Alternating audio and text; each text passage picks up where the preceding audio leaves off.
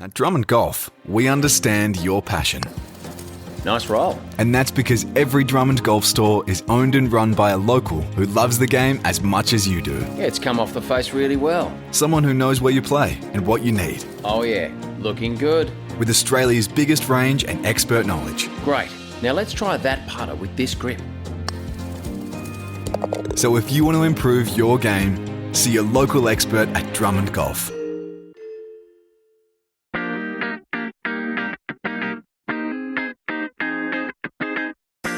Hello and welcome to episode 109 of The Thing About Golf, Golf Australia magazine's ongoing quest to find out just what it is that gets so many people addicted to this game.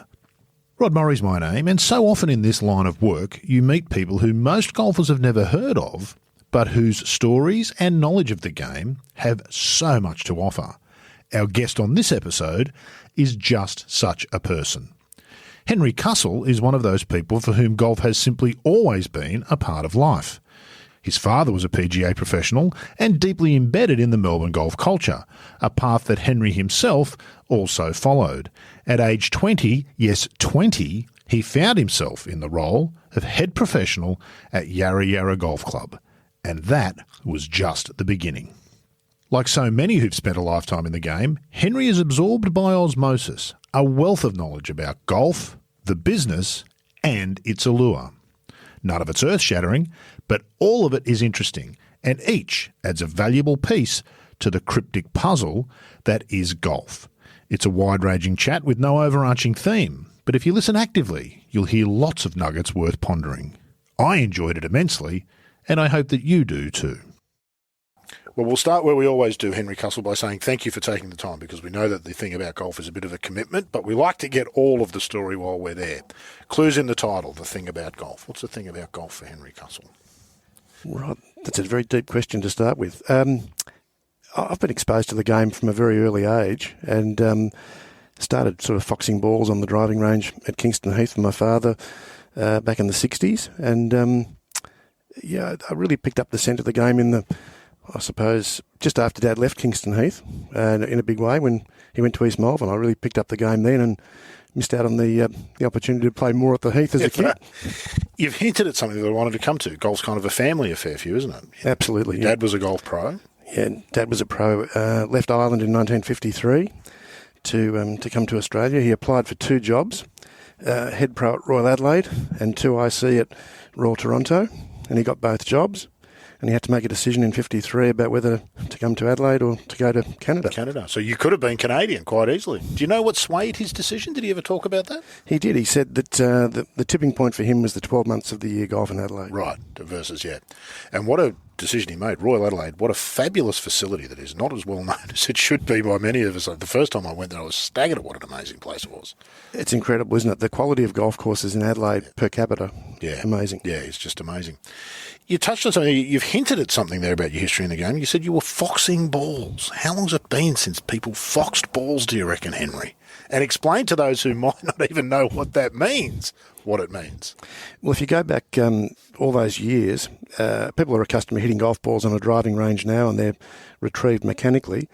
Back in those days, and this is long before OH&S, people used to go out and pick up golf balls, flipping them up with a sand wedge into a bucket or picking them up with a little cage device that had a tube and a spring. Yeah, I think you can still buy those. I don't know how many they sell these days, but you can still buy that old-fashioned. They wouldn't be a strong line at David Golf or Country Club anymore, but I'm sure they're still out there. So kids were doing that and paper rounds and all those jobs that are in the ether now. Caddying? I caddied from an early age, yes. From as well. If I'm not mistaken with foxing balls, particularly for the pros, wasn't uncommon for their caddies to carry a baseball glove or a baseball mitt, is that right, to sort of catch balls that were flying? Absolutely fascinating to see that. And back in those days, the tour players had a bag of practice balls that they guarded as their jewels, and the caddies would be out on the driving range foxing the balls, and you'd often have 20 or more caddies out there at a time on the range foxing balls for their man, and it was a very dangerous pursuit. I mean, it's a staggering visual in this day and age, isn't it? Staggering to imagine 20 people hitting golf balls and 20 others standing at the other end catching them. It's a phenomenon. And the first caddy I saw doing that with the baseball glove, as you mentioned, was Graham Marsh's caddy. And Marsh was a player who had fantastic distance control on his irons, and it was a relatively easy job for that caddy. Yeah. And I think he really enjoyed the glamour of being out there with the people watching him catch these 6 irons and 4 irons that are buzzing at him. It beggars belief because, of course, we take so much for granted in the modern game, don't we, Henry? And I think television has probably particularly done this to us. The golf ball was, as you mentioned, almost like golf clubs, was a thing to be collected and hung onto if you got a good one, because golf balls didn't used to be uniformly perfect the way they are now. That's right. I mean, you go back to the days of the feathery.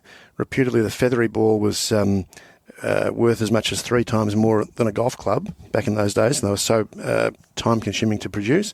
And, of course, the thread-wound liquid centre balls like the B51 from the 60s and early 70s, they were very precious golf balls, and they sold for the princely sum of about 90 cents back then. If I'm not mistaken, I've heard this, and you may be able to, and your dad may have been one, did players used to carry a ring that they would put the golf ball through to make sure that it was completely round? Yes, I did see those many, many years ago. Yeah.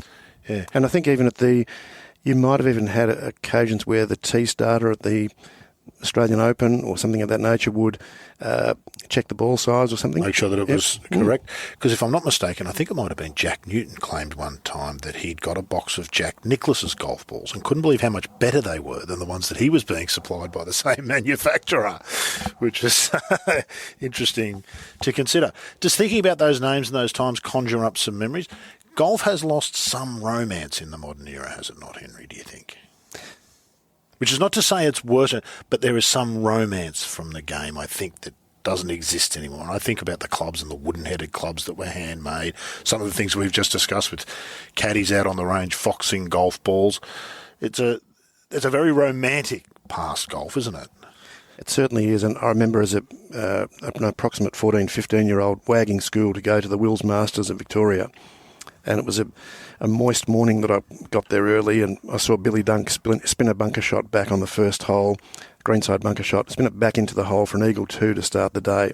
And I think that was the moment where I just got goosebumps and thought, this is the game I really want to play. Well, it's proper education, Henry. You don't get that at school. It's all maths and algebra and history. You don't get to see Billy Dunk spinning a golf ball back. I missed that day. What do you remember from some of those days being immersed? Because you would have been in the local golf scene here in Melbourne in particular. I would imagine you would have had some access that perhaps others didn't get, to see things up close that others didn't. And what impact do you think that's had on you and your relationship with the game since?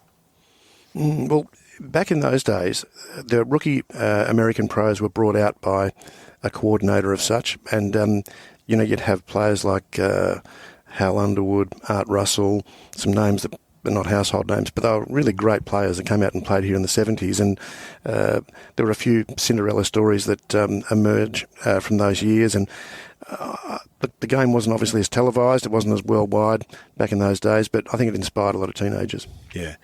There's something about being at the golf which you can't get from television. There's something about the sound and being able to see the distances and feel the wind and watch the shots and see the ball in the air and moving. Of all sports, golf might be the best to watch live versus TV, do you think? Yes, I think for anybody who wants to learn about the game, to go and watch the trajectory of the shots, the pace of the golf swings, the pre-shot routines live, and to go and watch 10 or more players on the driving range and look for common denominators amongst the techniques and the styles that you see. Tremendous learning experience, and you're not going to get that on YouTube. Yeah, despite hunting for it almost endlessly and trying everything you see, it's not the way to improve. What about your own golf journey, Henry? You mentioned there that you were sort of drawn to it quite early. I imagine that at various times you probably had ambitions to be one of those out there hitting balls at a caddy out there with a baseball glove on. I certainly did. I mean, to leave school with the dream of becoming a touring pro was large in my scope for a long time, but it didn't turn out to be reality. I was fortunate enough to do my traineeship with Jeff Parslow, who was arguably the best club pro player in Australia at the time, perhaps along with David Good from Tasmania. And Jeff played the European Tour on invitation, the American Tour on invitation, was a fantastic golfer, sadly passed away about 20 months ago. We were very close, and he was just a fantastic influence in my life. So I moved on from my dad to do the traineeship with another party, because we thought it was going to be best that way to get a different spin on life, and it certainly was a different spin on life. Jeff was terrific to work for, and he gave me a bit of self-belief, but look, the reality was that I just wasn't physically strong enough to be a touring player, and I became a club pro at 20. At the time that you were sort of thinking that, what would that have looked like? We know what a golf career looks like in the modern era, potentially, if you want to be a player on one of the world's tours, and it's extremely competitive and expensive and all those sorts of things. But it's attainable. Plenty of people from it. Was it attainable back then? Or as attainable? Don't have the statistical data in front of me, but the tour obviously was offering far less prize money, but expenses to get around and play arguably considerably less. The depth of players, considerably less. The possibilities were still there. The realities for the precious few that did rise up and make a great living out of it existed, but it's a different dynamic these days. I think the frustration for young Australian aspiring players now must be the lack of tournaments on the local scene, and the difficulty in getting yourself onto the different tours. It's partly the tyranny of distance, isn't it, though? But the thing about the local tournaments is you need to play to be sharp, don't you? I mean, professional golfers spend a lot of time practicing, but it's only a part of the reality. Is if you're not playing against other professionals in proper tournament conditions, you're falling behind. Absolutely. That grind and severe pressure, which makes diamonds, of course, it's just an absolute prerequisite to vault onto those tours and do well. Yeah.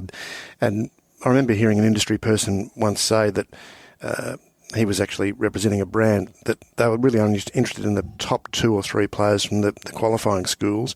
But every now and again you'll see someone who scrambles through the school who'll have a rise up unexpectedly to dominance and so forth. But the KPIs certainly are there along the journey, and the cream can rise to the top, but it doesn't tend to rise rapidly these days. It tends to be a steady climb, and you need that competition. Yeah, the pathways have changed and those sorts of things. We don't have a Q school direct to the PGA Tour. Those kinds of things have changed some of that as well. Ironically, or interestingly, it's ultimately not golf swings that decide this thing, are they? If you're good enough to be any sort of a professional, then your swing is generally going to be good enough. There are other elements, aren't they? And we've all seen players with amazing golf swings who haven't made it.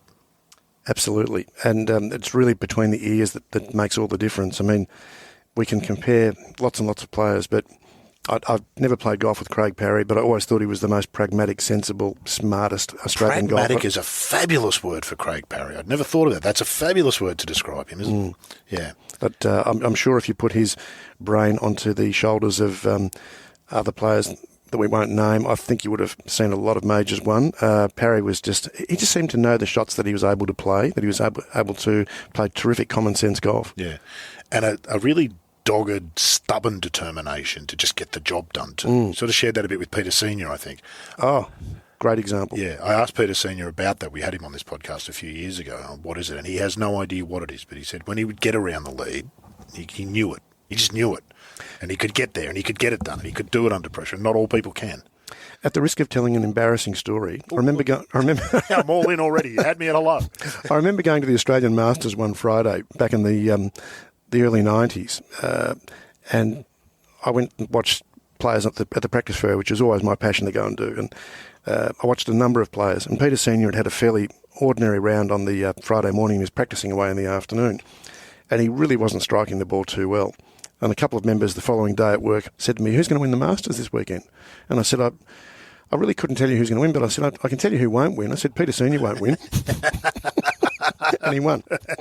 At what odds were you not on him that week, I wonder? I wasn't betting on the golf, but an extraordinary performance. And that really, I did actually play 9 holes with him one day, many, many years ago. And he had a most unusual golf swing. But I really admire him and Parry. They're just strong-willed people. Yeah, absolutely. But both with that similar sort of dogged determination. So your own journey, Henry, when it became obvious that you'd been thankfully spared this life of having to play golf for a living, for some people, that's it for golf.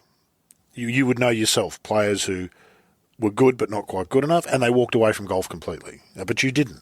No, well, I guess the genes were working there, but Rod, I've always enjoyed people. I've enjoyed teaching, particularly when people improve, and I really get tremendous satisfaction from seeing my pupils improve, and I really work hard at doing that. And the phone still rings today, thankfully, and got a good stable of great pupils in the offing. So my passion for golf has never really waned. I did step out of the industry for a few years, a little midlife crisis, and did some silly things, but back in it again now and loving it. But the people, I've always enjoyed merchandising. I've enjoyed dealing with the suppliers. I've enjoyed club fitting, seeing people improve from their equipment as well as technically and their practice methods that you help them with. But I love playing new golf courses as well, even though the competitive juices have long since gone. But the game is tremendous, and you meet so many fantastic people. Yeah. It's a game for life. It's an individual sport that obviously builds certain characteristics in people from time to time, positive and negative. But there's just so many great people associated with golf. We're very lucky. We might come back to that character building, the positive and the negative, but I was asking, not all good players make good teachers. Some do. Bradley Hughes is a fabulous example of a fabulous golfer who is a really good teacher. But it's not true of all good players, is it? In fact, a surprising number of really good players have no idea how they do it. Yes, that's true. Interesting subject, this. There are some good players or great players who just have no interest in actually teaching the game. I won't name names there, but I don't think that's you can just not tell. a knock on somebody. No, it's not. If you're not wired to teach, some teachers shouldn't be teachers. Oh. We've all met them, haven't we, as well? They're out there. Yeah. I mean, and the way that the game is taught, I mean, there's, again, it's an individual process, but there are lots and lots of terrific things on YouTube, and there are lots and lots of terrific methodologies and ideas and creativity that come from a variety of coaches. But when I'm out there watching someone blaze away and I'm attempting to get them going, it's nice to have clarity. And I often will think to myself, okay, if we had 100 golf coaches here, what would 95 of them say, and how would they sequence what they say? Because if you can do things economically, if you can get a particular tweaking or change to trigger 2 or 3 other positive changes without necessarily going into a song and dance about the process, the spin-off benefits, that's really effective teaching in my view. What you've sort of outlined there, that if we had 100 coaches here, and you mentioned YouTube, it's kind of the reality of the modern world, isn't it? Everybody does, in fact, almost have 100 golf coaches, should they want to. All of those golf coaches are right about what they say, but what happens to the player who listens to or tries to listen to all of them?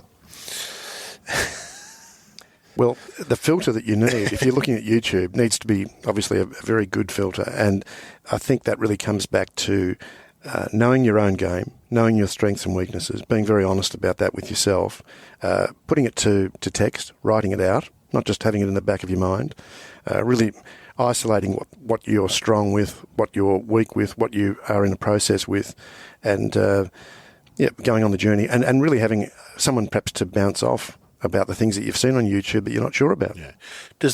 To get better at golf, does it require an honesty that most of us don't have? To truly get better? Every golfer will tell you they want to get better. And the way 98% of us do it is by building the industry that is in the game of selling clubs, which is not, it's not making your golf worse, but it's not the path to actually getting better at golf, is it? It's a part of it, but it's not the solution. Well, the equipment's definitely a strong subtopic.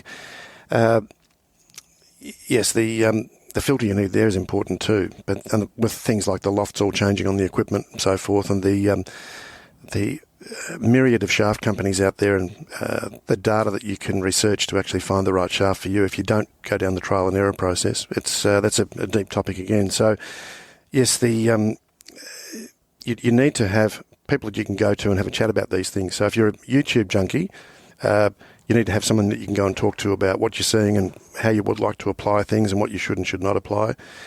In the process of learning, I think we all have to recognise that if you wanted to build a dynamic, fantastic short game, you can probably do that in 3 to 6 months. To build a really good, solid, full swing, it's a different time frame because changing habits, changing routines, it's a more patient process required. What percentage of golfers do you reckon genuinely have the drive to do it? It's actually hard work, isn't it? To get really good at golf is hard work. Some people, it comes naturally to them, but for most of us, that's really hard work, isn't it? A lot of time, a lot of effort, a lot of sacrifice. There are different levels of aptitude out there, but it's interesting with the equipment now. I think that you can find a person who's got potentially major problems with their golf swing. They can actually get a large-headed titanium driver with a bit of loft on it and the right shaft flex, and they can actually get away with a lot of technical problems. You'll see a lot of people arrive at the driving range and the first club they'll pull out of the bag will be the driver.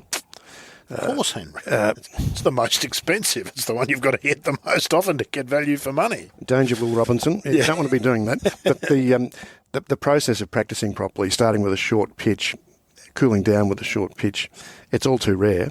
But if you go along to a tournament and you watch great players practicing, you watch them arrive, what they do at the start, how they process through a practice session that'll probably be less than an hour, and how they cool down at the end of that session of less than an hour. Great thing to look at. Yeah. You're not going to be seeing too many players stay out there for more than an hour because they're not going to be wanting to practice when they're tired. It's ineffective and it's less productive. So little things like that, important. Are there common threads that most of us recreational players make? Are there 3 or 4 common mistakes that you see over and over and over again? Really good question.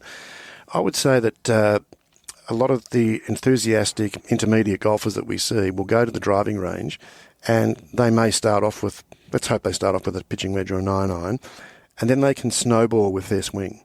Adrenaline, enthusiasm, energy takes over as they work through the longer clubs, and the snowballing effect sees them swinging the golf club quicker and quicker as they go through the session.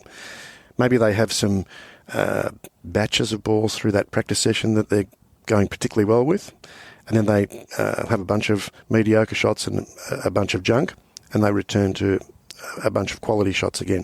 It tends to go in little phases, little runs when you practice at the range. We don't tend to go alternating between good shot and bad shot. It tends to go in little phases. So snowballing with speed, that's a problem. Concentrating on perhaps clubs that are easy to hit with practice, 7-iron, 6-iron. I'd like my pupils to be, even if they don't enjoy hitting their 3 and 4-iron, I love them to hit at least half a dozen to a dozen shots with clubs that they don't like at that upper end of the range in the irons, so that they can actually really find out whether or not they're swinging the club well. Because if they can hit a 3 or a 4-iron well in the practice session, they're probably doing quite well technically. Why is that so true, Henry? Why are the long irons harder to hit? Well, they're longer, there's less loft on them, so therefore the potential to put side spin on the ball is greater. It'll exaggerate your mistakes. So if you can hit pure 2 and 3 irons and 4 irons, I think it's a pretty good KPI. Yeah. Mike Clayton once said that you shouldn't be allowed to be a PGA professional unless you can prove once a year that you're able to hit a 2 or a 3 iron effectively, and if you can't, then they should take your PGA badge off you. And what a fascinating man MC is, and he says that you shouldn't be able to play at a private club unless you can rake a bunker with your feet on the way out. He has some terrific ideas. He does have. If you don't know who Peter Thompson is in the 5 Opens that he won, you shouldn't be allowed to be a PGA member. He's got some fabulous and polarising ideas. Within all that, do you think most problems, for want of a better term, for recreational golfers are the physical, technical elements, or are they one of the most common? If you ask tour professionals, the most common thing they see with recreational is they never take enough club. They always think they hit it further than they do because their very best 7-iron is their standard 7-iron, that kind of thing. Which is the bigger danger or the biggest card wrecker out of those two for the recreational player? Oh, there's no doubt. I'd agree with you on that underclubbing thing. Constant problem for people who are not living in the real world. But I think also from a psychological point of view that you were sort of touching on there, people who can maintain their calm, walk at the same speed, breathe effectively, calmly throughout the game of golf, they're giving themselves their best opportunity. There's no doubt that adrenaline, just like that analogy on the driving range before, can kick in on the golf course too. You've got to just acknowledge that when you see a person winning a tournament on Sunday, they generally look as though their breathing pattern's normal, their walking pace is normal, they're in the moment and they're in control of what they're doing. We're hitting a stationary ball in golf, and we have to manage our emotions and stay in the moment, think in the present, etc. What do the football players say? One week at a time? 1 week at a time, yeah. Well, ironically, that's the infuriating thing about golf, isn't it? The ball does literally just sit there laughing at you, taunting you. It does. Daring you to try and do what it is that you want to do. What you've outlined there really is what professionals in all areas do best, isn't it? They make the difficult look easy. They do. And I think that's why we look at so many good players. Like Ernie Els is a classic example. He doesn't appear to murder the ball. He just looks totally calm, the Big Easy. It doesn't look violent. We see Tiger, who has mastered quick rhythm in a golf swing at an early age. He can hit the ball as hard as he wants to and maintain great directional control and ball striking. Gene Norman had the same talent, learned to hit it hard as a kid, learned to hit it straight when he was hitting as hard as he could. And that's a nice test of a golf swing too, isn't it? If you can hit it as hard as you like and still hit it straight. With a wooden-headed club and a ballonica golf ball, you're doing all right. You can probably make some money at the game. Too true. Yeah. If you could, how do you teach those things? Can you teach those things?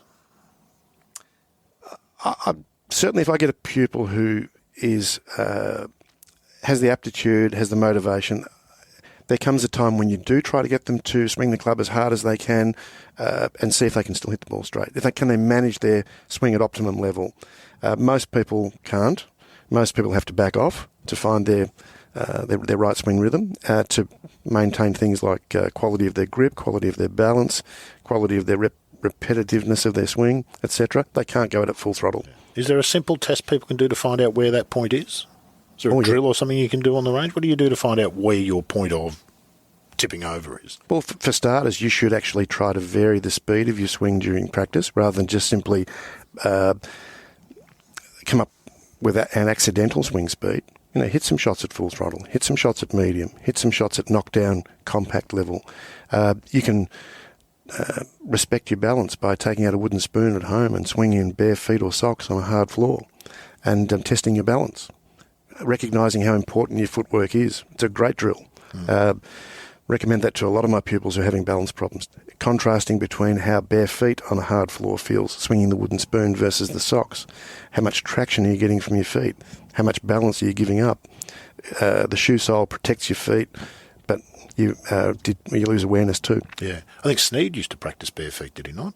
Sometimes, if I'm not mistaken. I know he grew up poor and probably played barefoot as a youngster from Havington, but I'm fairly certain he used to practice barefoot, and he said that it was a really valuable thing to do. You would feel things you can't feel in shoes. Absolutely. And sometimes in summer you'll see a person hit golf shots in thongs, for example, and that's a whole new experience.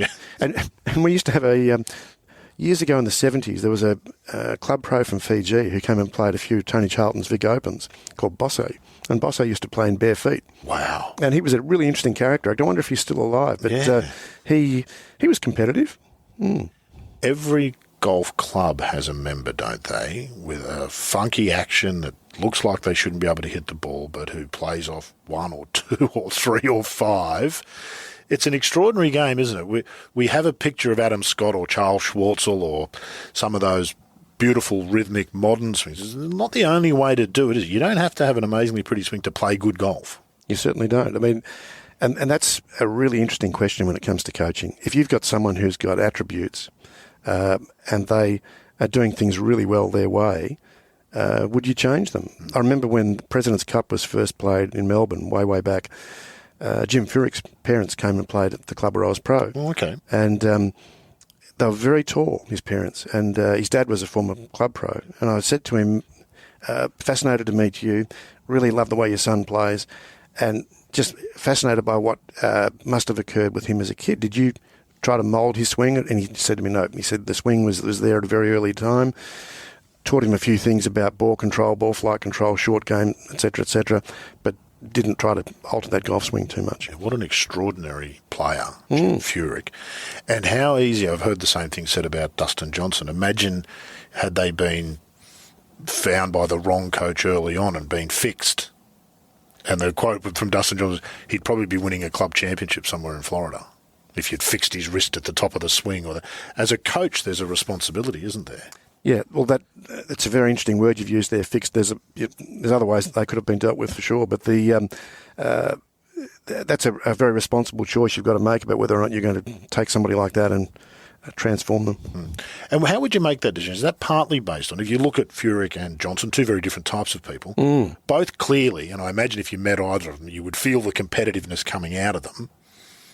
That might be the key, I would think, in making that decision about how much of the physical might need to change when the competitive can be such an important part in being successful then at that level. It's interesting. I haven't heard too much from either of those individuals about their own interpretation of their golfing upbringing and how it evolved. I'd be curious about that. And I think another example, a little bit older, is Trevino. I mean, Trevino's life story should be made into a movie. What a fascinating character, and he's done so much for the game. Still does. You see him, he comes up on YouTube and social media in his 80s, and he's amazing to listen to still. And I think anybody who has problems with their short game should just have a look at how beautifully shallow Trevino is into the ball, and he's always had a great short game. He's been pretty much bulletproof on his whole career with his short game. Although I remember my father told me once about a British Open that he lost by taking 2 shots to get out of a bunker, I think twice in the final round. Oh, wow. And he tried, at that stage, he was so upset about it, he tried to find a method for playing bunker shots without taking sand. Oh. And he embarked on a journey with trying to do that for a few months after the Open, and obviously turned back to the conventional method. So but that's brave. Yeah, but what an interesting life. Yeah, absolutely great. He's one of golf's great characters. We have less characters in the game these days, do you think, at the top? It's an interesting role that touring professional golfers play, isn't it, in the game? The quality of their golf is clearly one thing. You've got to be really good to be a touring pro, and we would have both grown up with certain personalities in mind that draw you to the game. It's partly about how they play, but it's partly about who they are. Yes, and you could say they're a little bit stereotypical these days. You don't see too many radical individuals around. There are some good stories along the way, though. I mean, a golf swing model that I refer to a lot is Jeff Sluman, and Sluman I find technically a fantastic golf swing, very small, was the smallest player on the US Tour for a long time, contracted a liver disease when he was 11, didn't grow for 5 years, but he's got everything I like in a golf swing. It's wide, it's shallow, it's repetitive, good weight transference, good turn, great technique. Tiger reputedly used to go and watch him practice. Is that right? Well, there you go, the little nuggets that turn up. It's one of the great things about golf, is it not? If you want to play basketball, there's no getting around it. You're going to need to be tall. If you want to play AFL in the forward pocket, you're going to need to be pretty tall and have certain physical characteristics. Golf has by far the broadest range of physical characteristics where you can still succeed, does it not? Would that be fair? Absolutely. And you can find a person short in stature like me and Wisdom can be a power hitter, and oftentimes you'll find a tall person that's perhaps not a power hitter Faldo. too. Yeah, exactly. Huge levers, should have hit it miles, but just played a precision game that was extraordinary.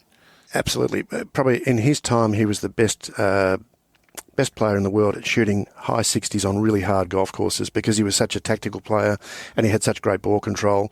But he, as a young man, pre-Ledbetter, he had a vertical waggle, used to twitch the club a lot, picked it up very sharply, was very steep on the ball, lost a lot of power from that. Ledbetter got him sorted out in terms of a more powerful swing with better levers and better power level and didn't float the ball as much. So he had the ammunition to play well in those really hard courses. Yeah, it's a beautiful swing to watch, isn't it? The rhythm and the tempo of it, Faldo. There's no dynamic power. It's not like Norman's swing, as you say, or watching Ernie or Adam Scott or some of the modern players, but just a beautiful rhythm to it.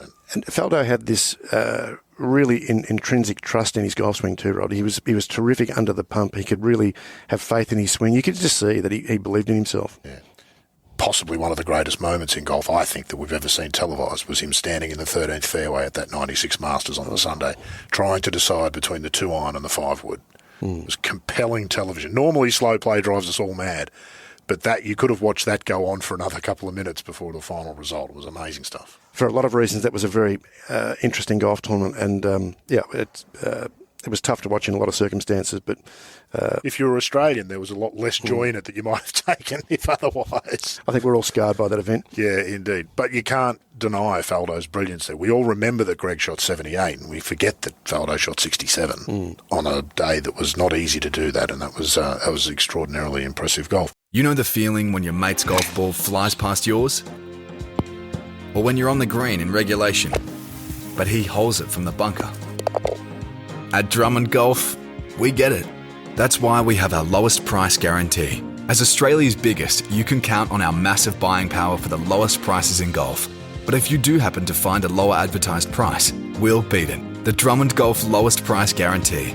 Unbeatable. Conditions apply. You mentioned before that golf can bring out or accentuate personality traits, both good and bad. What did you mean by that? And what are you thinking about when you say that? Well, I think we've all spoken to a lot of parents over the years who made the executive decision for their kids to play team sports before a certain age in their teens, and then they allowed them to play golf thereafter. Look, we've all seen lots of teenagers and 20-somethings that have come through the cycle of golf. Do they all have outgoing personalities, pleasant personalities? No. The game's very singular. It can develop the right and wrong personal styles in people that play it, because it's a game of solitude. It's a game of dedication. Do you need a bit of mongrel to be successful? Some do. Not all do. So some mask it more. You've got to have some mongrel if you're going to win, I think. But you don't have to be an unpleasant person to be around in doing that. I think that's the... This is true. Yeah. And some need to... some need to get into that mindset to actually do their best. And maybe it becomes a little wider. Patrick Reed's an obvious example. He plays his best when he's got a chip on his shoulder and feels... And Tiger a bit the same. If he feels that he's been slighted in some way... His focus seems to sharpen. We all remember what he did to Stephen Ames at that match play. It was 9 and 8, I think it was, after he felt that he'd been slighted. So the angry tiger. Don't poke him. He's hard enough to be at the best of times. Don't poke him. But fascinatingly, beaten twice in match play by Nick O'Hearn.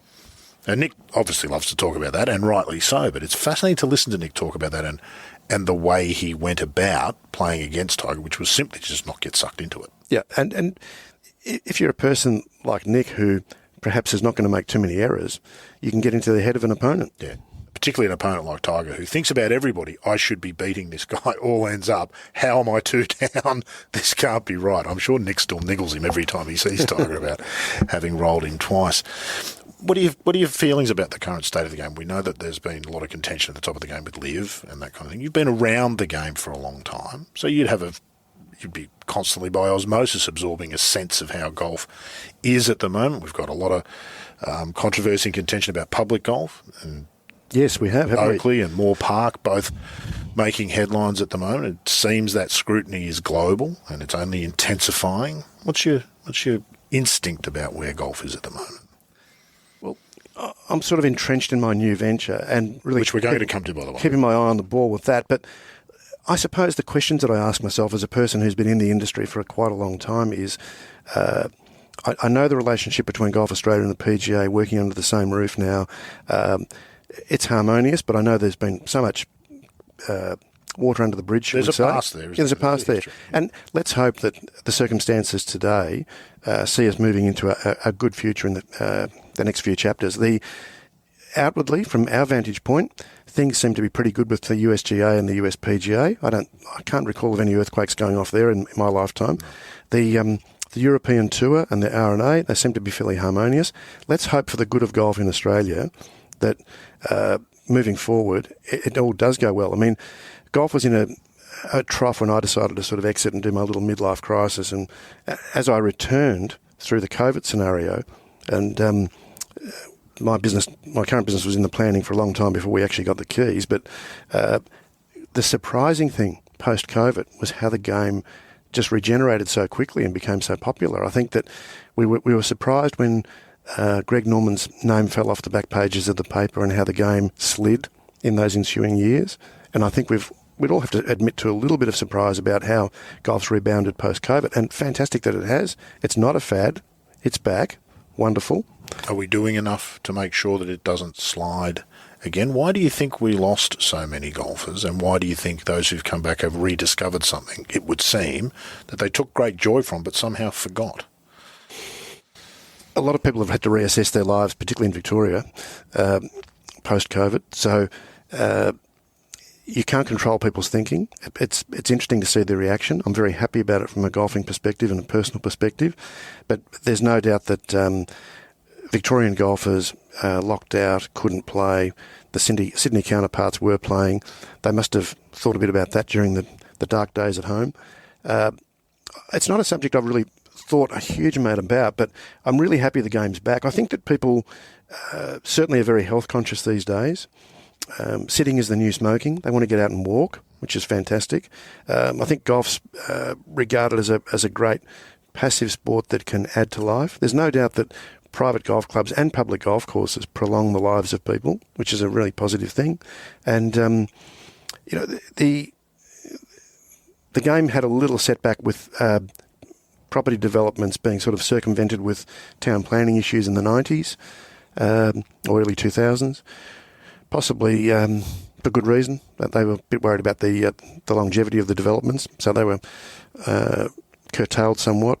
I think the game's still got a good future in terms of participation rates, but I don't think they'll build too many more golf courses in my time in Australia. It's survived 600 years so far, hasn't it? What do you think is that essence of golf? My personal belief in, you hear a lot about grow the game, which is usually code for grow my business, is the most of those who are using it. So you take most of it with a grain of salt. It's always been my feeling that if you give 100 people clubs to try the game, a percentage, let's call it 40%, will become hooked for life. Another percentage will be indifferent to the game, and a certain percentage will hate it. So the key really feels to me like the grow the game key is to get clubs in people's hands. Would you agree with that? And that's how you find the golfers then will identify themselves. And golfers are very proactive about then pursuing their golf, it feels to me. You've just got to alert them to the fact that they are a golfer. Yes, well, the improvement in the equipment via technology, I mean, as I touched on before, you find that people with titanium drivers can hit decent shots of a decent distance more easily than they could with a persimmon wood. That's a big tick for the game, for sure. Does the ball go too far? Nicholas says it does, and he has been saying that for a long time. Possibly it does. I think we would say so. And look, even at the recreational level, we all know a 20 marker who can hit at 300 and have no idea where it's going. And that does need to be a sort of a concern. And that only gets, the longer we go on, the more of those people we'll see. But I'm sorry, I cut you off there, but I think the distance debate is an interesting one for sure. But the ability to derive pleasure from the shot making that you have and the power that you have happening more quickly, that's a great thing for the game. There's no doubt people still have to learn how to score, and there's no simple way to do that. You've just got to keep on developing your skills and your nous and your street smarts in terms of playing the golf course. And not enough golf teachers teach that. More and more golf teachers should be getting people out onto the golf course rather than just at the driving range. But that's a topic people are aware of. Yeah, TrackMan's been a thing. It's a fabulous gadget, isn't it? You get to see all sorts of fancy numbers and stuff. I'm always intrigued, and I think golfers understand this innately. How would you explain this to a non-golfer? John Huggan caddied for Mike Clayton in a Heineken Classic many years ago, and they were paired with Nicholas Colsaerts when he was young. Oh, yes. This is a fabulous hitter of the ball. And when they walked off the golf course, Huggy said to Mike Clayton, fabulous golf swing. No idea how to play golf, but a fabulous golf swing. It can't make sense to a non-golfer, that, can it? But every golfer will go, yeah, absolutely, you can have a fabulous golf swing and no idea how to play golf. It's kind of what you're talking about, isn't it? That's right. I mean, we've all seen people over the years who could actually hit a golf ball tremendously well, who perhaps didn't get the most out of their game. I mean, I was very friendly with the late Trevor Henley, and Trevor was just the most impressive striker of the golf ball and was a very, very good player. Did turn pro for a heartbeat or two and was potentially on the cusp of being able to do something, but he backed off the game and got his amateur status back again and went down a different pathway. It's funny, isn't it? Bob Stanton's the best player I've ever seen in terms of ball striking and had a short playing career. Yeah. Went out at the age of, I'm going to say 51 or 52, having not touched a club for a few years, to some sort of a charity or corporate day at New South Wales Golf Club and shot 63. I didn't know that. It was, would have been, but he was in his early 50s and he hadn't played for some time. Just wandered around in 63. That would have been easy pins, and you can make all the excuses you like, but most people wouldn't shoot 63 at that golf course ever. Yep. Let alone having not touched a club for some time. It touches on the other ingredients then, I guess, Henry. What else do you need apart from... I think the ability to hit the golf ball well is more common than most of us think, but it's, as we say, it's just such one small element, isn't it, of being good at golf, which is a different thing. Absolutely. Well, I really enjoy teaching people short game, skills around the green, in a variety of situations, and you do see some. It's spectacular golf when you watch someone who's a great short game player. I remember I watched Mike Carl, who I was very friendly with years ago, play at Woodlands one day, and he was playing in a Victorian PGA, and he was drawn with an American pro who was a little bit older than him, and was not a great ball striker. And this fellow hit 2 greens on the back 9 of Woodlands, which was the front 9 of the tournament, and he shot 1 under. Wow. And I watched him play the 9 holes, and that was a spectacular exhibition of short game. That's extraordinary. And that was very entertaining for the whole 9 holes. Mike Carl, reflecting on the round, didn't see it as quite as entertaining as I did. But taking money out of my pocket, but no right to. But if you watch someone who's got that great ability around the greens, it's really inspiring, I think. Who have they been for you? Who do you look at and think you mentioned Jeff Sluman in that technical sort of a golf. Who do you look at for sort of around the greens? I think there's probably some crowd favourites. Mickelson, Ballesteros had come up. Peter Fowler, if you know, is someone you would go and watch. Absolutely. The greens. What a workhorse. Yeah, well, Wild still doing it. Just last year or the year before, I saw him here at the gym. We're at the Australian Golf Centre. They're very kind to let us use the podcast studio to record today. In the gym at the age of 61 doing those jumps onto boxes. I was tired watching him. This is after he'd played 18 holes. Staggering. Yeah, he's a remarkable golfer and so dedicated. I was fortunate enough to do a couple of golf clinics with Paul Runyon in the early 80s. Really? Wow. Little poison. Little poison. And the demonstrations that he performed on that day, just holing out shots that were not flukes. Absolutely, that's a memory I'll hold forever. Fantastic. How did you come to be? I find that fair. I didn't even know Paul Runyon had been to Australia. Was this in Australia? Yeah, Peter Croker brought him out for a series of clinics around the country, and he was amazing. And for those who don't know, just Paul Runyon's a small man, let's be honest. He wasn't a tall guy. Nicknamed Little Poison. Won, I think, 2 PGAs in the match play days. I think so. And he was in an advanced age at this stage. Yeah, and this was over players like Snead, and he beat seriously top of the range players to win the PGA, and it was completely unexpected. What was that experience like to meet him? And I'm interested in, did you pick up anything from his personality or his vibe, as they say in the castle, which pointed to, it's not just a physical skill, that is it? It is a physical skill, but it's not just that, is it? To have such a magic in your hands. Right, he had a very unusual method. He had a left hand under weak grip and a right hand under strong grip, which those opposing influences sort of locked his wrists up, and he basically used his elbows a bit more than the average person in playing these short shots. You must have been tempted to fix him, Henry. You can't have a person come along with that grip and try to play golf, surely. Well, I think I was about 21 or 22 at the time, and I was going to sit back and watch at that stage, and I learnt quite a bit. But obviously afterwards I experimented a little. But he was a phenomenal player, really, really interesting player to watch. And I think all the professionals who were involved in that tour with Croaks at the time got a lot out of that. Very much. And we were fortunate enough to find a beautiful old persimmon wood that had been restored, which we're going to pass on to Croaks shortly. So, fabulous. A Paul Runyon wood. Oh, fabulous. Nicely done. Some players have it innately, don't they? The ability to get the ball in the hole. I think of Jordan Spieth in the modern era, who I remember Jeff Ogilvy saying once, the thing about Spieth is you can play with him, and in the scorer's hut at the end, you're signing the card and you look down and he shot 67 and you've got no idea how he did it. You don't recall him doing anything amazing. He just gets the ball in the hole in less shots. What do you think that's about? Well, it's the things in the recipe there are hunger, trust, the hours that you've put in. They're the main ingredients in the recipe. Spieth's an interesting one, isn't he? Because he hits the occasional shot that a world number one player or former world number one player should never hit. I saw him hit some shots at the Australian during the Australian Open one year that were truly awful. Like you wouldn't see that generally. Yet he would, having hit it in the bunker with a terrible shot, he'd hole out. Just an incredible.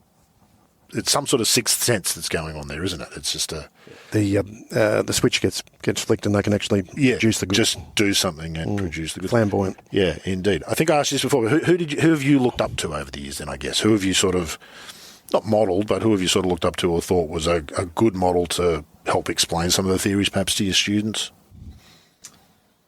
Oh God, I've been a massive collector of photographs over the years, and my library of photographs. You must meet Bruno Passe. Do you know Bruno? No, Bruno. Have you seen Bruno's books? Love Bruno. Fantastic man. Weeks and weeks of viewing in there. Had a very nice coffee with him about 10 months ago.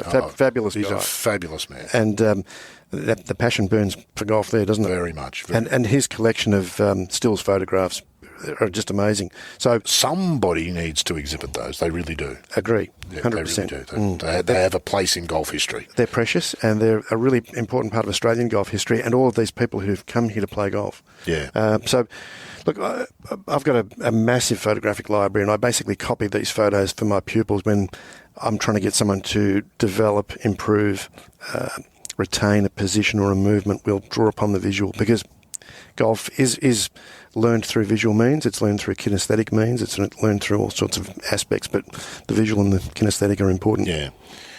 Have you had I've often thought, I try to use this to explain of podcast studio, help people learning podcasting, and most people have a bit of an issue with presenting, doing an intro script, because it's not a natural thing to do. And I often use the example of, say, Ernie Els. If you're a golfer, you watch Ernie Els swing, you like the tempo of it. You think about it when you swing yourself. You don't swing like Ernie, but you swing better because you're thinking about him. Ah. Does that work? Absolutely. What's at play there, do you think? Well, if you go back to this 100 golfers, 100 teachers thing, if you asked 100 golfers who would they like most to swing like, if you go back a few years, I think Fred Couples was one of the popular elects. Most definitely. And if you ask today, and in the more recent years, you'd probably have Ernie at the top of the pile as well in terms of the people they'd most like to swing like.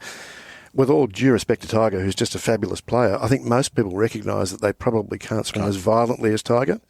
So people have this image in their mind that they want a pretty swing, and they'd like a swing that they perhaps can relate to. You go back even further, people might have said Payne Stewart a little bit too. Very much. Very graceful golf swing. Yeah. Graceful, good word, beautiful word. Style. It was fantastic, wasn't it? Yeah. So that's a ripping question you're asking, and I think that the mental image of the perfect golf swing, it varies between people. But see, Curry Webb, fantastic golf swing. Technically, has there been better? Maybe not. Maybe. Peter Thompson rated it very highly. I know. So do I. In fact, in my swing sequences in my photo library, I think Curry's probably the one that I enjoy having a look at the most, because she's physically strong to an extent, but the way she moves the club is just fantastic. And I think most guys could probably work the club through the positions that she does. Beautiful, beautiful to watch. Just hit some extraordinary. I watched her hit on 18 of Royal Melbourne West. It might have been an Australian Open, where you've got that ball above your feet lie, but you need to hit a cut shot. She hit a shot in there with a 5-iron that was just... There might be 10 people in the world that could hit that on command in a tournament. She missed the putt, sadly, so I didn't ask her about the shot afterwards. But just what an amazing thing to watch, somebody who really knows how to hit a golf ball. Yeah. It's a thing of real beauty, isn't it? It is, and I think that when you're looking at a swing like that, the thing that really comes to mind is trust. Yeah. They trust their swing. They try, with good reason, because they tend to get the results. It's not all about golf being in the golf business. Of course, you've been the head professional at a couple of different places and some really interesting places. Run us through where you've sort of worked and some of the things outside of the golf swing that you've perhaps picked up about the game and those of us who play it from being at those places. Okay, let's rewind. Started very young at a very good, prestigious club, didn't you? So following on from my traineeship, ball picker at Kingston Heath with the old man, junior golfer at East Malvern with the old man. Then went to work for Jeff Parslow at Yarra Yarra in 77. Stayed there working with Jeff, which was just magic, great time. He resigned to go to Coolangatta Tweed at the end of 79. I became head pro there in January 1980 at 20 years of age. I was say 20 years of age. Yeah. It's almost daunting, isn't it, Henry?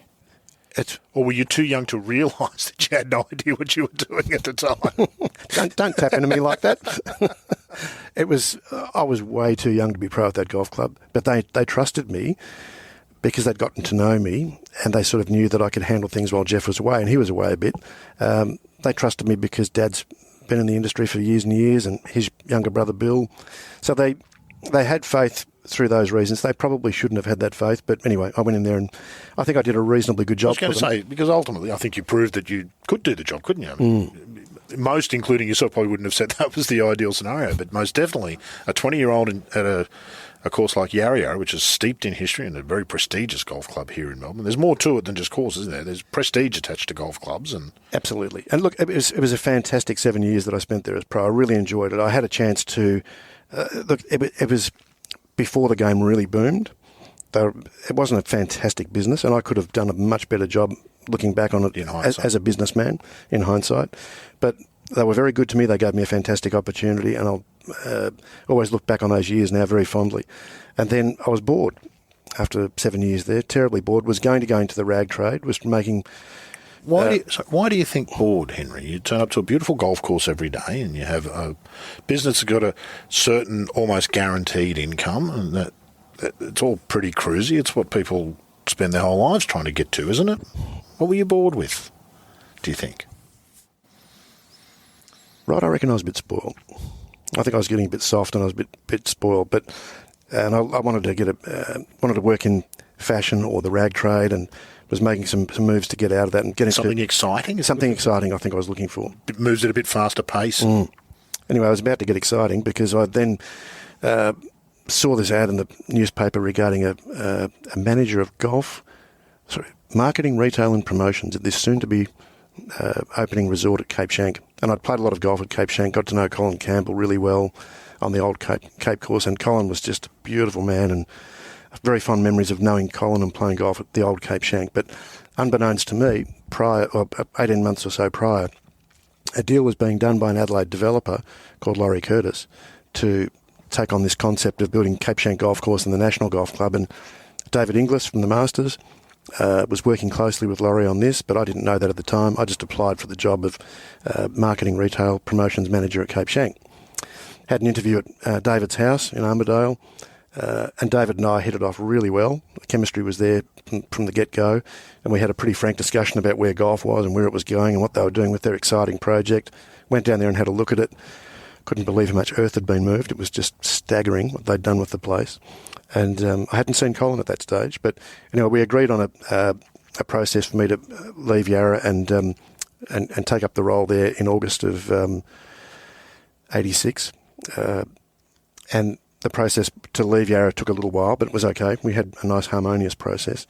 And I got to know David really well. And then David's boss, Laurie Curtis, the developer from Adelaide, who'd built the Westlake suburb, who'd developed the Adelaide Hilton Hotel and various other things in South Australia. He was only coming in for 1 day a week during the transition of the final staging of the opening of Cape Schanck. And we got to know each other. Turned out he had lessons from Dad at Royal Adelaide before I was born. Wow. And he became like a second father to me for many years. Completing a circle, that, isn't it? That really is. That's long odds, you would think. Just a fabulous guy. Yeah. And he and David Inglis had a good commercial relationship, but they were pretty fiery, the two of them together. So worked at Cape Schanck through the opening process, stayed there for 18 months, went across to the National in 88, and ran my own business there for 16 odd years.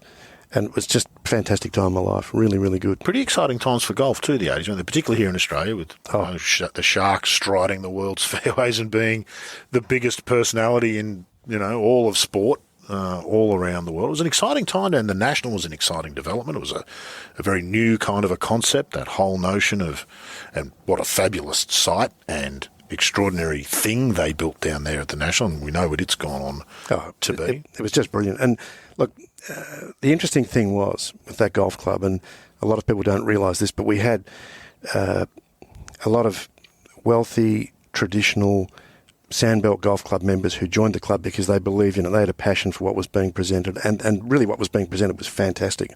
And then we had people who could write a cheque to be members of the club, but they'd never been members of a golf club before. And they would go down there to play on arguably the hardest golf course in the Southern Hemisphere. And we had an objective of getting people around the course in 4 hours to 4 1/4, but they couldn't physically break 180 for 18 holes. They were coming into the club with no golfing ability, so I had to basically nurture these people and get them going with the golf and get them to coexist with these experienced golfers. Is that you've got this whole traditional golf base diaspora that's like, Henry, come on, mate, what are you doing with these people? But I really felt like I made a contribution and made that work. And it was a terrific experience to be thrown that opportunity and to run with it and to really build some culture in that golf club and to really make the whole thing fire. And it did fire. It was fantastic. And look at it now, Henry. You should take great pride in being part of the beginnings of that. Great to be part of it. What a facility it's turned out to be now with Long Island as part of the Stone. 3 courses on site down there, and just a fabulous example of golf going right from an era when a lot of golf went wrong. That's right. We see examples of places in other parts of the country that were a bit stop-start, but the National was it had its little hiccups along the way. But it feels to me the National, and I think this is true of probably a lot of the world's great courses, its foundation that you sort of hinted at there is it was all about golf. It wasn't about real estate development or something else. It was about golf, and that's what sustained it. We've seen a lot of golf courses that have been built that have got nothing to do with golf. The subculture. They've been about housing, and a lot of those houses are bought up to 30% by people who don't play golf because the golf course is pretty to look at.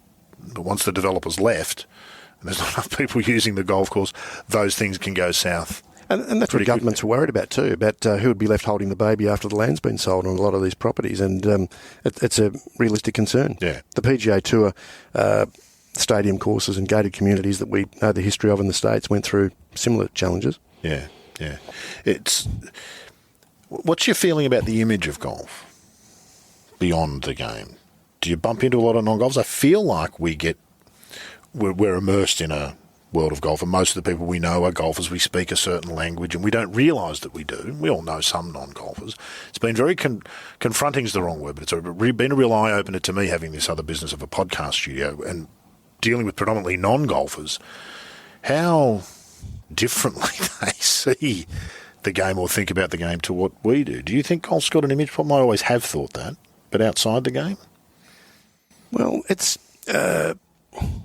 very available in Australia. It's not overly costly, although it is getting more costly. It is, but nothing like overseas. Australian golfers have nothing to complain about in terms of what it costs to play the game here, I think. We don't realise it, but if you go overseas in parts, in America in particular, golf's a very expensive pursuit if you want to play decent golf courses.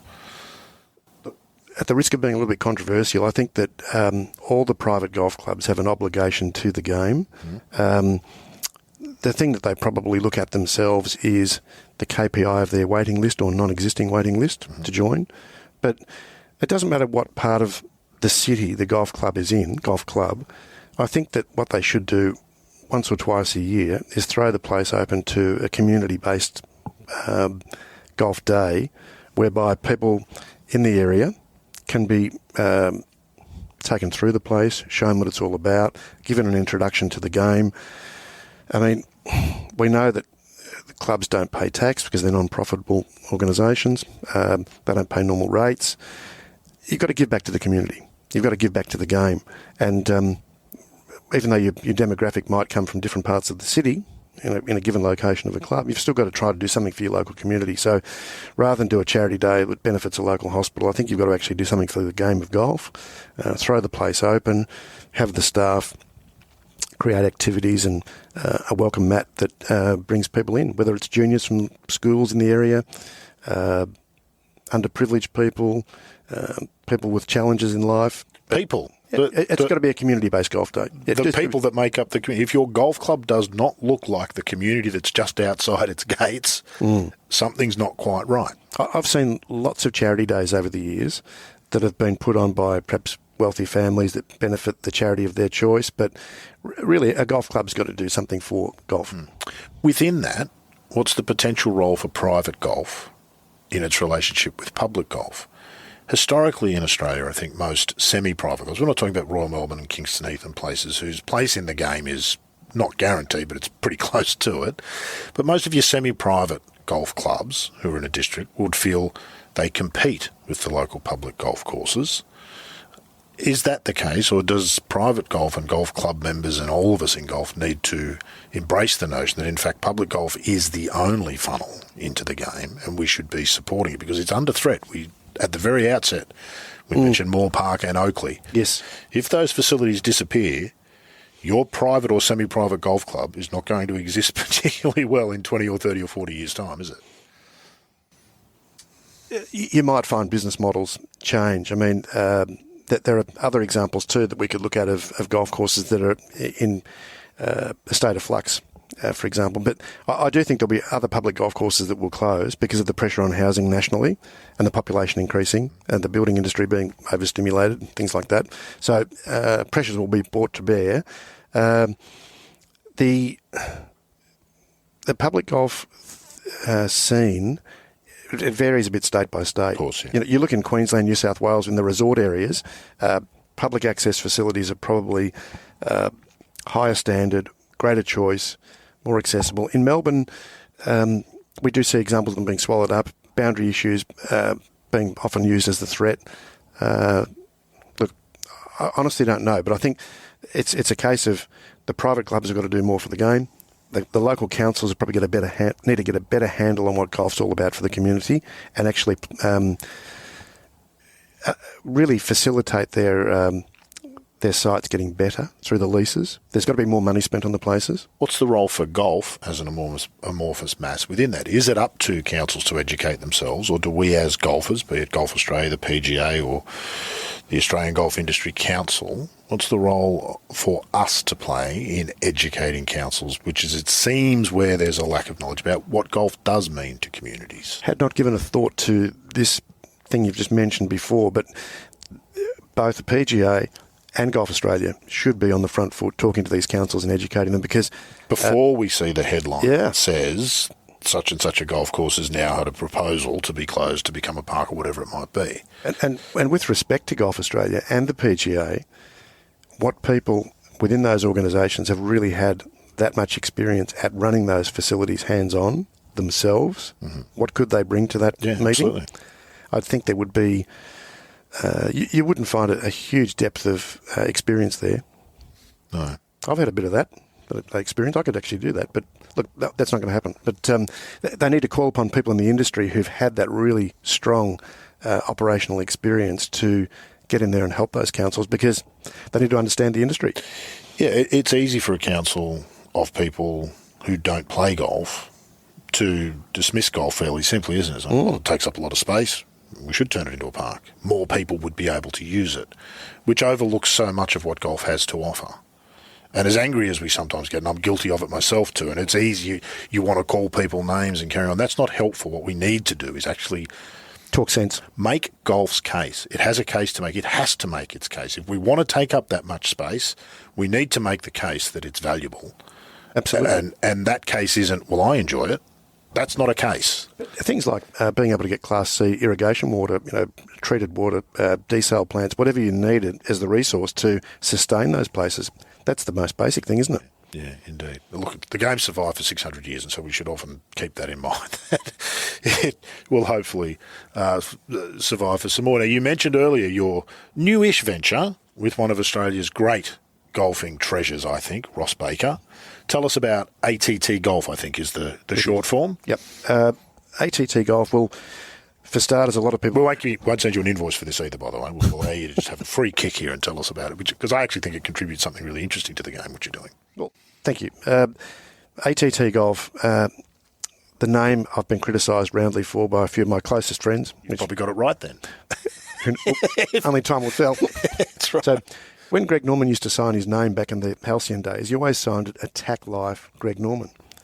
That stuck in the back of my little brain, and thought, okay. And then when I was thinking about the name for the business, I wanted to have it start with the letter A, and I wanted it to have some attention. So, Attention Golf, ATT is the abbreviation of attention. So it's Attention Golf, it's Attack Golf, it's all things traded. Whatever you want it to be. Yeah, it's all things starts with traded ATT. golf. Yeah, that's it.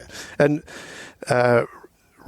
this business has taken 8 years to actually come about. It's golf, Henry.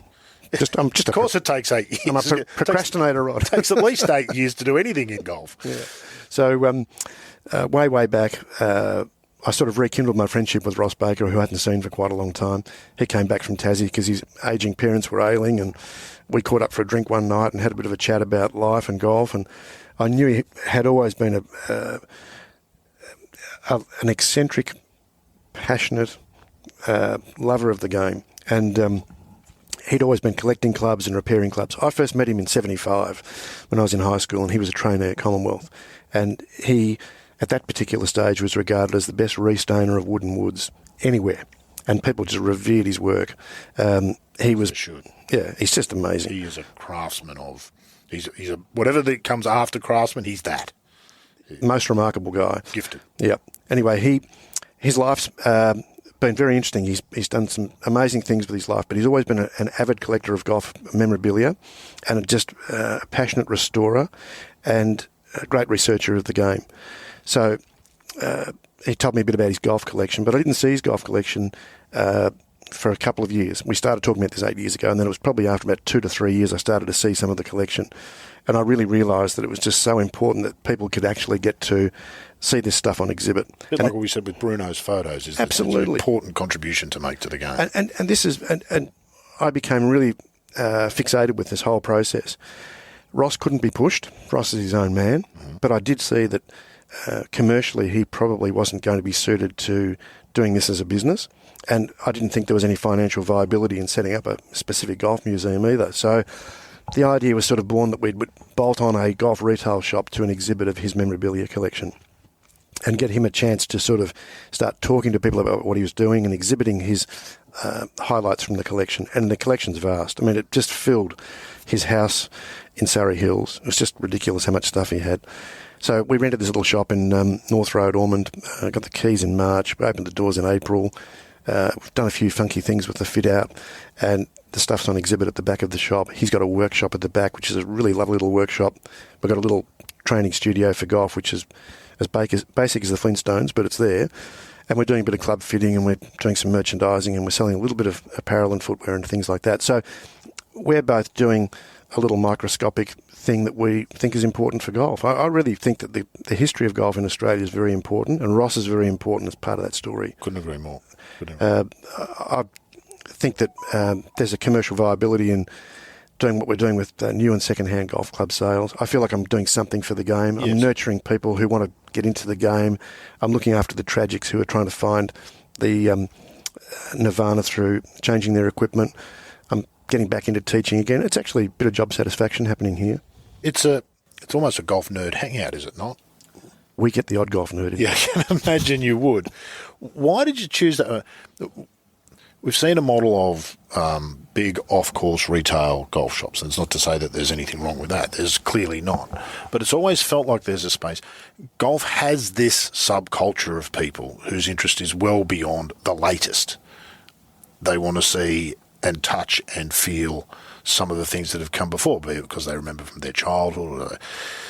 Older golf clubs are, for the most part, a much more beautiful item than what we see. Modern golf clubs are incredibly functional. You won't buy better golf clubs than the clubs that get made in this day and age, but you'll buy much more beautiful golf clubs from the 60s and 70s and 80s, real works of art and whatnot. Was that what you were trying to tap into? And because there is a market there, isn't there? There's a viable business model. You're not going to make as much money as the big global manufacturers, but there's a viable market, is there not, in servicing those people who have that interest? And it does feel like it's a growing Look, area. If we departmentalise that response, the exhibit of Ross's equipment is very interesting. We need to basically make a few little alterations to it, but it's coming along really well. And there's lots of things in there that will give people a nice understanding of the history of the game and certainly inspire them. There's some terrific pieces that he has in the collection. He offers a terrific repair service, which is becoming rare these days to find a good repair service. So that's one part of the business. If people want to buy some functional golf clothing that's a little bit different, we've got that, some footwear. If they want to trade their golf clubs, they can trade their golf clubs. If they want to sell golf clubs from a deceased estate or things they just don't want anymore, we'll buy them.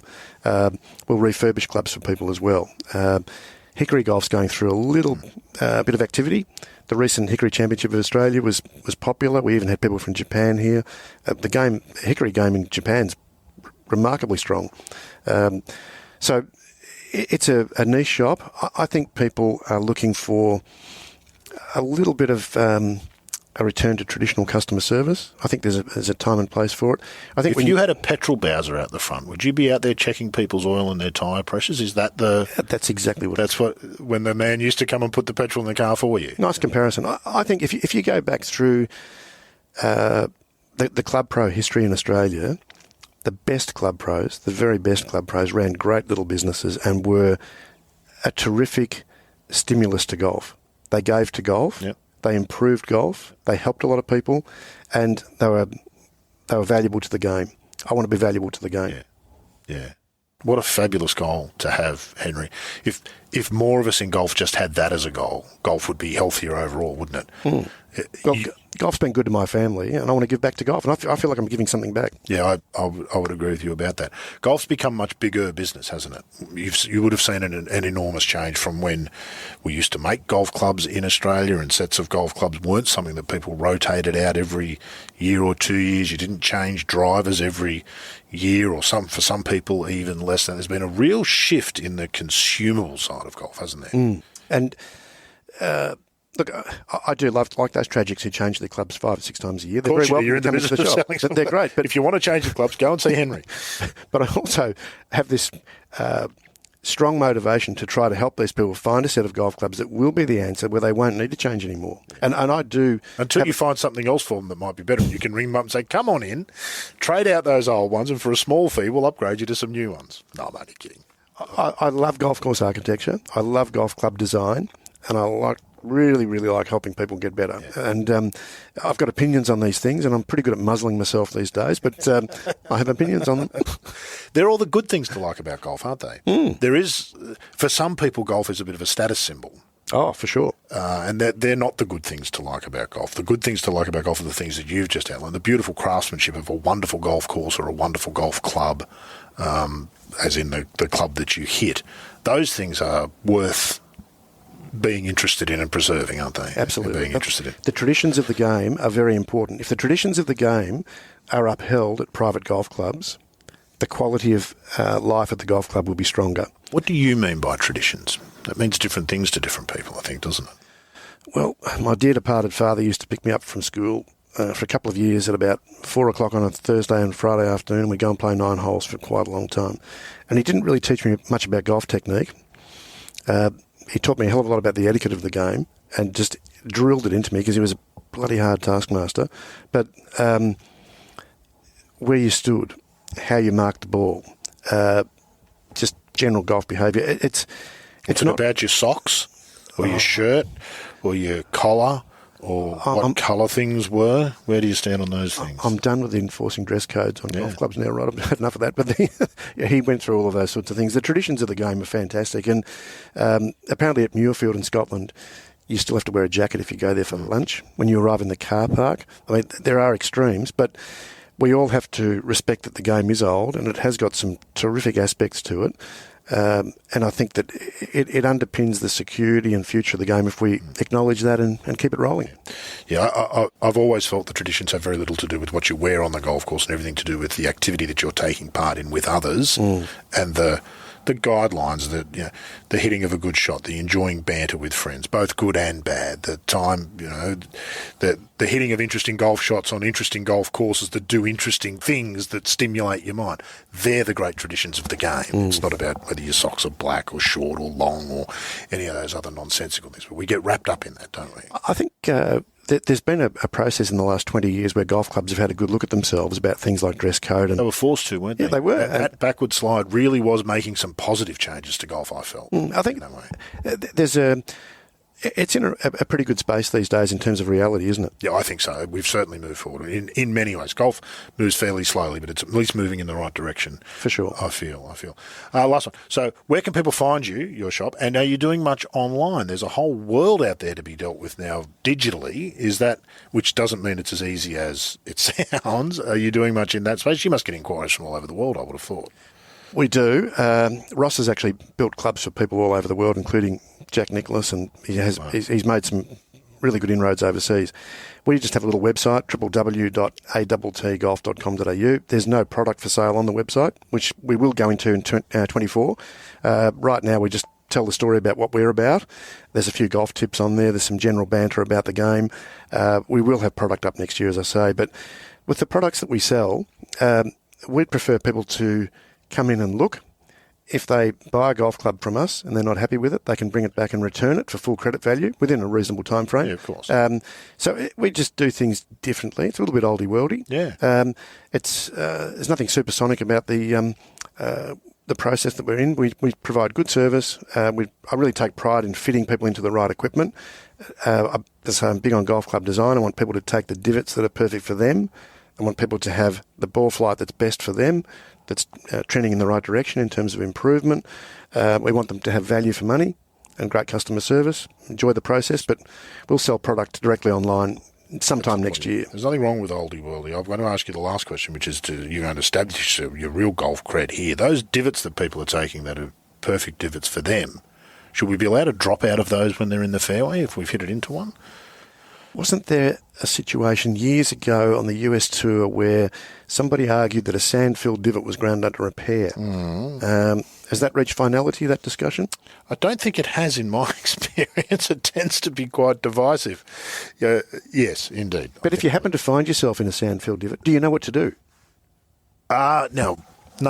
Okay. I'm hopeless. Well, Here's what I'd do. If I get in a sandfield divot, I'd move the ball back 1 or 2 centimetres in my stance, and I'd move my hands forward 1 or 2 centimetres from the normal position, and just try to create a descending sweeping blow, and allow for the shot being a little bit lower, perhaps a little bit less powerful. Yeah. And everybody should cope. Everybody out there who's heard that tip and uses it to any effect can send Henry some money online for that free lesson. It's been fabulous to catch up, Henry. I feel like we've missed out thousands of hours of great discussion, but it's been fabulous to have the hour that we have had. Thank you very much. Thank you, Rod. Most enjoyable. Some wonderful memories and some wonderful insights there from Henry. And I do encourage you, if you're ever in Melbourne, to visit the ATT Golf Shop, where you can immerse yourself in the incredible history of the game and experience the joy that is Henry's business partner, Ross Baker. Again, a big thanks to Henry for taking the time to chat. Now, we're going to shift gears a little for our next episode, which is one we promised to bring you late last year, but Matt Fitzpatrick managed to get in the way.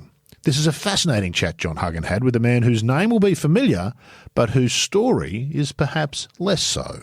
Yeah. Well, now they've got an entourage, almost like the old boxers. Yeah. You got your brain man and your swing man and your physio and your this and your that. I'm thinking, good God. Mm-hmm.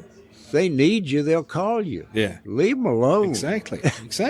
That's legendary amateur Vinnie Giles, next time on The Thing About Golf.